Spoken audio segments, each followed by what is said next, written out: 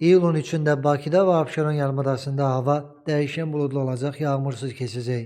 Milli Hidrometeorologiya Xidməti bildirir ki, paytaxtda arabir güclənən şimal-qərb küləyi əsəcək.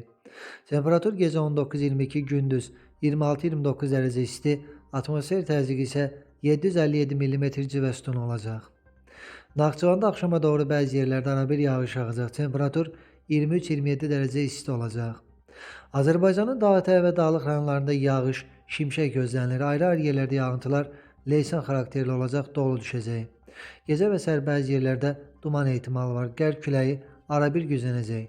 Digər ərazilərdə isə yağıntı ehtimalı yoxdur. Temperatur gecə 19-23, gündüz 28-33, dağlarda gecə 6-11, gündüz 13-18 dərəcə isti olacaq.